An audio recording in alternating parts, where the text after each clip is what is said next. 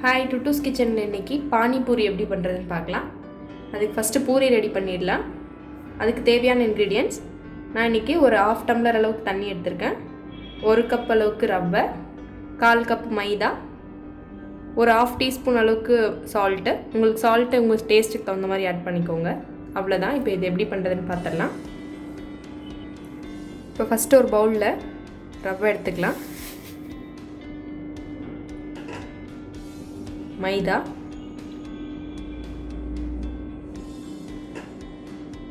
உப்பு. இதை ஃபஸ்ட் நல்லா மிக்ஸ் பண்ணி விட்டுடலாம்.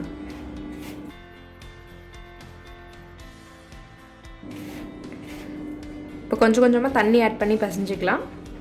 ரவை இருக்கனால தண்ணி நிறையா இழுக்கும், ஆனால் நிறைய ஊற்றிட வேண்டாம், கொஞ்சம் கொஞ்சமாக கலந்து பிசைஞ்சிக்கோங்க.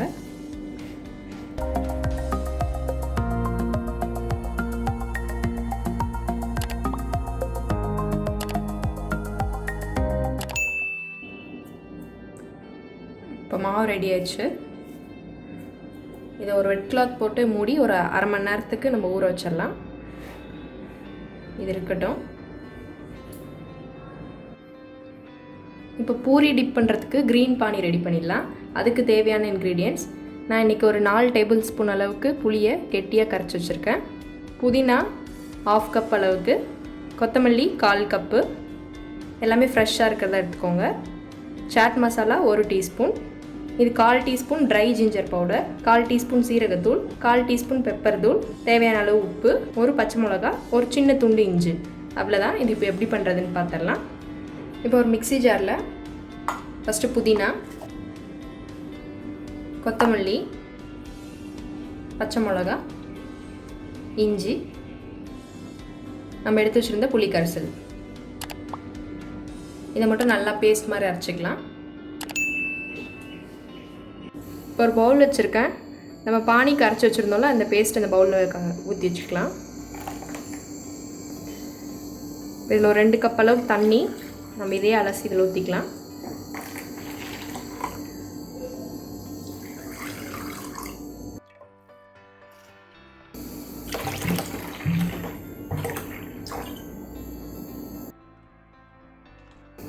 இதை நல்லா கலந்து விட்டுட்டு நம்ம எடுத்து வச்சுருந்த ஸ்பைசஸில் ஆட் பண்ணிடலாம். சீரகத்தூள், பெப்பர் தூள், chaat masala, dry ginger powder, இதுக்கு தேவையான அளவு சால்ட்டு, எல்லாத்தையும் நல்லா மிக்ஸ் பண்ணி விட்டுடலாம்.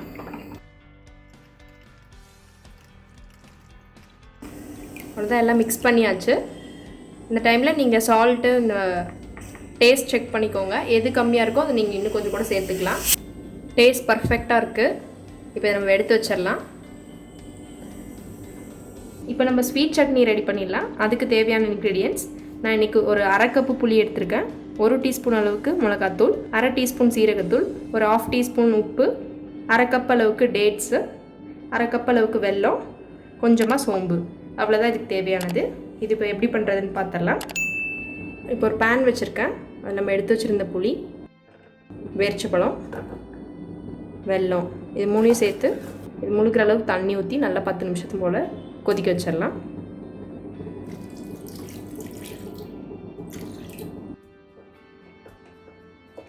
பேரிச்சம்பழம் நல்லா சீட்லாம் எடுத்து வச்சுக்கோங்க. இப்போ இதை 10 நிமிஷம் ஆயிடுச்சு. இது ஓப்பன் பண்ணி பார்த்துடலாம்.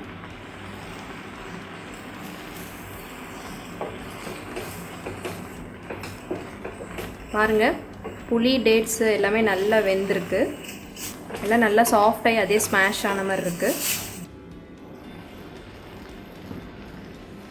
இந்த டைமில் நம்ம எடுத்து வச்சுருந்த மிளகாத்தூள், சீரகத்தூள், உப்பு, கொஞ்சம் சோம்பு, இது எல்லாத்தையும் நல்லா மிக்ஸ் பண்ணி இன்னும் ஒரு 2 நிமிஷம் போல் நல்லா வேக வச்சிடலாம்.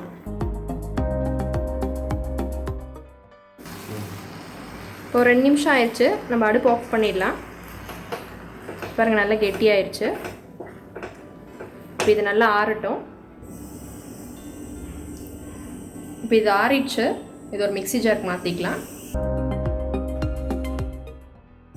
இப்போ கொஞ்சமாக தண்ணி விட்டு இதை அலசி ஊற்றிக்கலாம், ரொம்ப தண்ணி விட வேண்டாம்.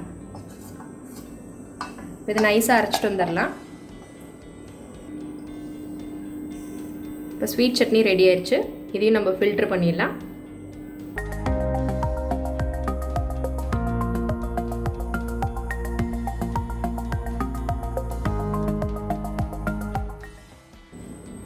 அவ்வளோதான், ஸ்வீட் சட்னி ரெடி ஆயிடுச்சு. நீங்கள் இந்த மாதிரி ஏதோ ஒரு ஏர்டைட் பாக்ஸில் போட்டு ஸ்டோர் பண்ணி வச்சுக்கலாம். ஒரு 1/2 hour ஆயிருக்கு. மாவு எடுத்து பார்த்துடலாம். நல்லா ஊறி சாஃப்டாக இருக்குது.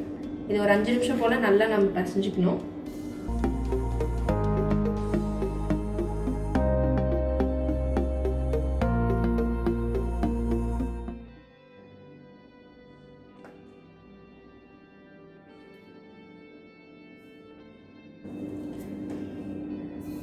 இப்போ இந்த மாதிரி ஒரு மாவு ஒரு பாட் மட்டும் எடுத்துக்கிட்டு லைட்டாக மைதா டஸ்ட் பண்ணி நம்ம எப்பயும் சப்பாத்திக்கு தேய்க்கிற மாதிரி தேய்ச்சிக்கலாம்.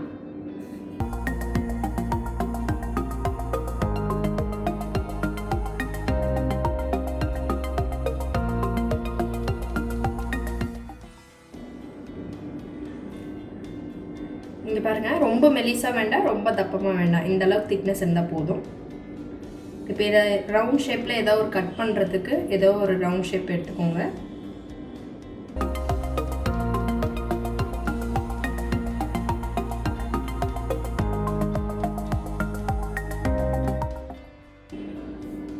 இப்போ இந்த மாதிரி மிச்சமாகவே நம்ம இந்த மாதிரி எடுத்து கட் பண்ணி வச்சுக்கலாம். பொரிக்கிறதுக்கு இப்போ ரெடியாக இருக்குது. இப்போ ஆயில் ஹீட் ஆயிடுச்சு. நம்ம ஒன்று ஒன்றா போட்டு எடுத்துடலாம்.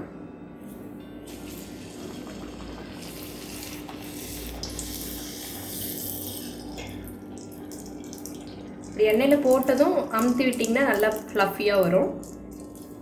ஒன்று போட்டு அந்த மாதிரி அமுத்திட்ட பின்னாடி இன்னொன்று போடுங்க. நிறைய போட்டுற வேண்டாம் எடுத்ததும்.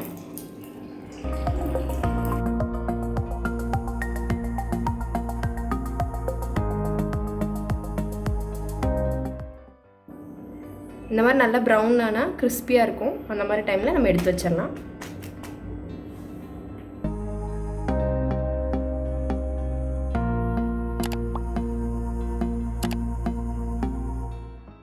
இப்போ பானிபூரிக்குள்ளே வைக்கிற ஸ்டஃபிங் ரெடி பண்ணிடலாம். அதுக்கு ஃபஸ்ட்டு இப்போ ஒரு குக்கரில் ஒரு 5 பொட்டேட்டோ போட்டிருக்கேன். சின்னதாக இருக்கனால நான் 5 எடுத்திருக்கேன். நீங்கள் எவ்வளோ பேர் இருக்கீங்களோ அதுக்கு தகுந்த மாதிரி நீங்கள் உருளைக்கிழங்கு எடுத்துக்கோங்க. இப்போ இது குக்கர் மூடி ஒரு 5 விசில் விட்டுடலாம். இப்போ உருளைக்கிழங்கு வேக வச்சாச்சு. இது ஸ்மாஷ் பண்ணிடலாம். இது கூடவே சாட் மசாலா, சீரகத்தூள், இதுக்கு தேவையான சால்ட்டு, ஒரு பெரிய ஆனியன் கட் பண்ணி வச்சுருக்கேன், கொஞ்சமாக கொரியாண்டர் லீவ்ஸ், இதையும் நல்லா மிக்ஸ் பண்ணி விட்டுடலாம்.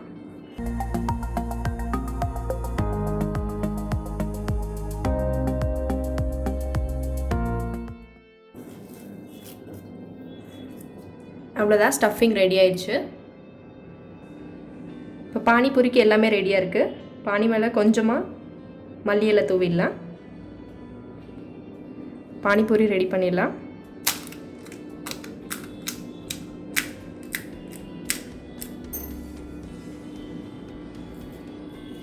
பூரி பாருங்கள் எவ்வளோ கிறிஸ்பியாக வந்திருக்கு. இதில் ஸ்டஃபிங் வச்சிடலாம். ஸ்வீட் சட்னி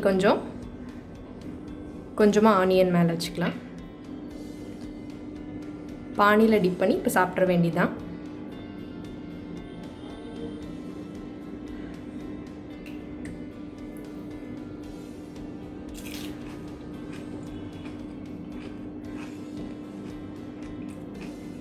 வெளியில் சாப்பிட்றத விட செம்ம டேஸ்ட்டாக இருக்குது.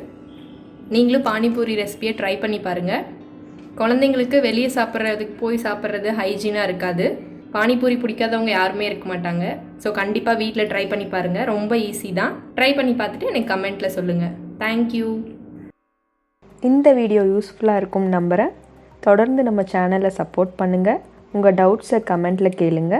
டுட்டூஸ் கிச்சனை லைக் பண்ணுங்கள், ஃப்ரெண்ட்ஸ் அண்ட் ஃபேமிலிக்கு ஷேர் பண்ணுங்கள், அப்படியே சப்ஸ்கிரைப் பண்ணிக்கோங்க.